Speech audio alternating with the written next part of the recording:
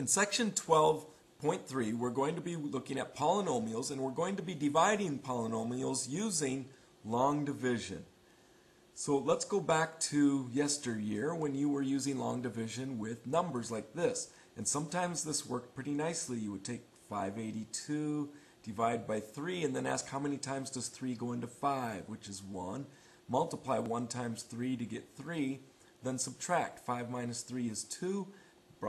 Bring down your 8. 3 goes into 28 9 times. 9 times 3 is 27. Subtract 27 from 28 to get 1. Drop down the 2 to get 12. And then 3 goes into 12 4 times. And you have your answer. 3 goes into 582 exactly 194 times. Sometimes it didn't work out quite so well. So we could take 481 divided by 3 and we would get 1. And then subtract to get 1. Bring down the 8. 3 goes into 18 6 times. 6 times 3 would give us 18, so subtract to get 0. But then we bring down that 1, and 3 does not go into 1, so we would have to use 0 as a placeholder there. And then we could either say 160 R1, meaning a remainder of 1, or we could write this as 160 plus that remainder of 1 divided by what we were dividing by in the problem. So 1/3, so 160 and 1/3. Well, something similar is going to happen when we use long division for polynomials. Sometimes it will work out nicely and we have no remainder. Sometimes we will get a remainder. So here we go with 20x to the 4th plus 20x cubed plus 8x squared. And we're going to divide that by 4x squared. So we have a trinomial divided by a monomial. So 4x squared goes into 20x to the 4th, 5x squared times. So we could look at what do we have to multiply times 4x squared to get 20x to the 4th, or you could look at what is 20x to the 4th divided by 4x squared. So we get 5x squared times 4x squared is 20x to the 4th. So we subtract and get 0, and then we bring down our next term, which is 20x cubed. So what do we have to multiply times 4x squared to get 20x cubed? And that would be 5x.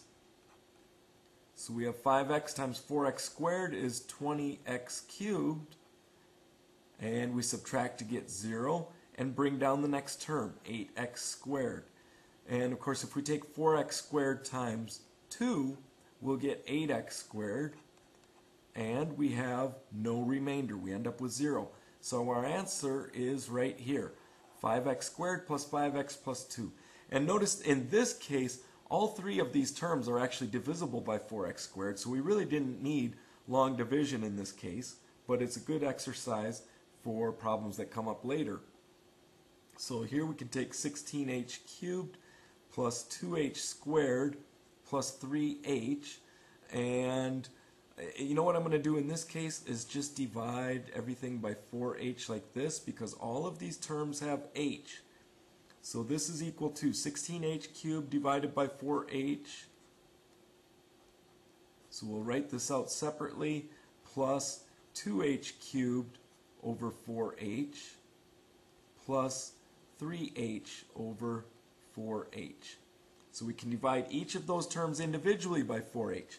And notice the canceling that takes place here.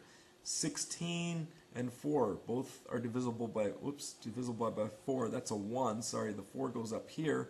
And then this h will cancel one of those h's so that it becomes h squared. So we end up with 4h squared. And here the h in the denominator will cancel one of those h's, so we still have h. And then 2 goes into both 2 and 4. So we end up with h over 2. And then here we can cancel the h's and we end up with 3/4. Okay, and if you were to do long division, you would get the same result. So now let's look at some problems that are a little more entertaining.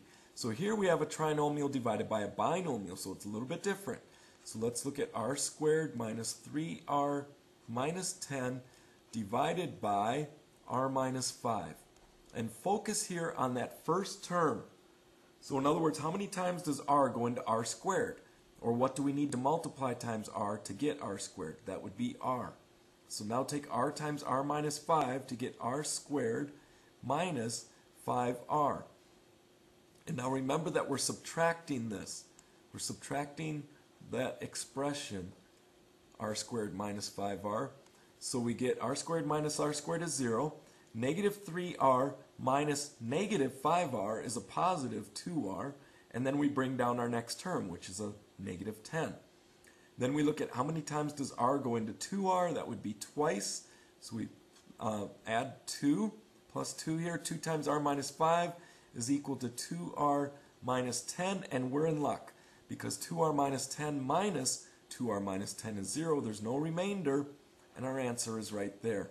And notice that if you took r plus 2 times r minus 5, you would end up with r squared minus 3r minus 10. Here we have 4 terms divided by a binomial. So it'll just be an extra step here. Minus 7y minus 3 divided by y plus 3. And again, focus on that leading term, so the y. So we need to multiply y times y squared to get y cubed. So y squared times y plus 3 will give us y cubed plus 3y squared. So we subtract 0, y squared minus 3y squared is a negative 2y squared. Bring down the next term, minus 7y. We need to multiply y times negative 2y to get negative 2y squared. So minus 2y. Negative 2y times y plus 3 will give us negative 2y squared, and then we have a negative times 3, so we get minus 6y. So we get 0, and then negative 7y minus negative 6y is a negative 1y, or just negative y. Bring down the next term. Now we need to multiply y times negative 1 to get negative y. Negative 1 times y plus 3 will give us negative y minus 3, and once again we lucked out and ended up with no remainder. So there's our answer right there. Okay, number 5. So here we have 3 terms, but notice there's something missing. We have a k cubed, a k squared, but no k term. So when we write this out, we want to fill in that blank. So minus 10k squared, and we don't have any k, so I'm going to write 0k.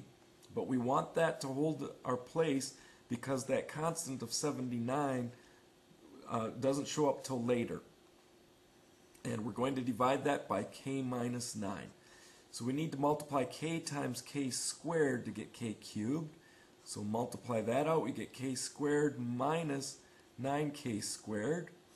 So we subtract 0, negative 10k squared minus negative 9k squared is a negative k squared. And now we bring down the next term. This is why it was important to add that placeholder, because we don't want to drop the 79 down yet. We don't do that till next round. So now we multiply k times negative k, and we get negative k squared plus 9k. Because we're taking a negative k times a negative 9, so a positive 9k. So we subtract to get 0. 0 minus 9k is a negative 9k. And now bring down that 79. And we'll multiply this k minus 9 now times negative 9. And we get negative 9k plus 81. And when we subtract now, we get negative 2. This time we have a remainder. So now this looks a little bit different because we're dividing by a binomial. What we do is we write this as k squared minus k minus 9. So what we got is our result up here. And then we can write this as either plus negative 2. I'll go ahead and do that. Plus negative 2 over, so the remainder on top of what we were dividing by. So k minus 9. And this is what it looks like. K squared minus k minus 9 plus negative 2 over k minus 9. Looks a little funny, but that is our answer. Okay, number 6. We don't have any missing terms, but they're out of order. So we want to put these in order, standard form where we go in descending order. So start with g cubed plus 16g squared plus 70g, and then finally our constant plus 107. And we're dividing by, g plus 10. So again, focus on that first term, the g. So we need g squared here so that when we multiply g squared times g plus 10, we get g cubed plus 10g squared. And g cubed minus g cubed is 0. Here we get 6g squared. Drop down the next term, 70g. So now we take g times 6g. So add 6g. We get 6g squared plus 60g. And we subtract. Again, we get 0. And then 70g minus 60g is 10g. Bring down that last term, that constant, 107. So now we need to multiply times 10, so we add 10 here. 10 times g plus 10 will give us 10g plus 100. And we subtract that, 0, 107 minus 100 is 7. There's our remainder. So now we can write this out as g squared plus 6g plus 10. So g squared plus 6g plus 10. And then plus our remainder of 7 over what we were dividing by, g plus 10. And that is our answer. Okay, number 7. Here we're asked to graph 2x minus 4 over x plus 3. And I'm going to use the calculator for that. And fortunately, this is already set up for us. So notice there's a set of parentheses around the numerator, 2x minus 4, then divided by another set of parentheses for the denominator. And we go ahead and graph this. And we get one curve up here and another curve down here, and these two are never going to meet. And in fact, there are a couple of special lines here. It turns out that at negative 3, I'm going to go ahead and draw this in.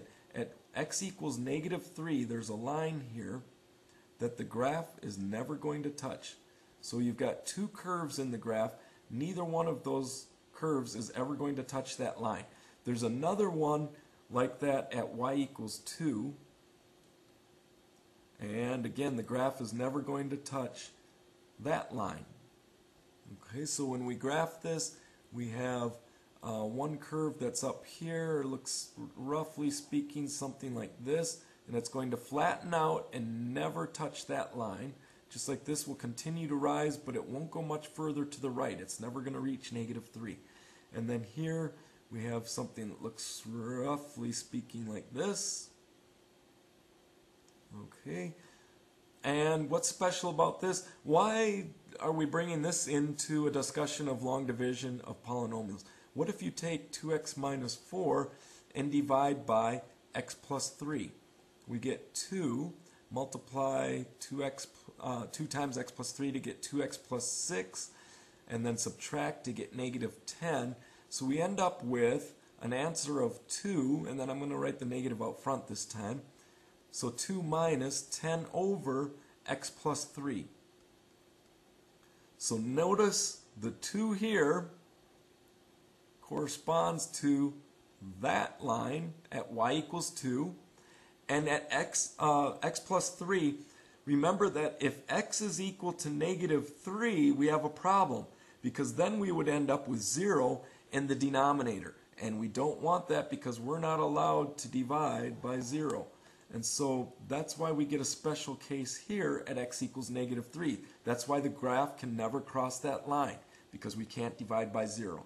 And by the way, those two lines are called asymptotes. Okay, so for now, that's just sort of a little curiosity, like, oh, isn't that cool? If you were to run into a question, wink, wink, nudge, nudge, on a mastery check or a test that asked you to graph something like this, go ahead and use your calculator, make a rough sketch, and hopefully you'll understand why the graph will never touch either of those two lines. So there you have it with dividing polynomials using long division. Good luck.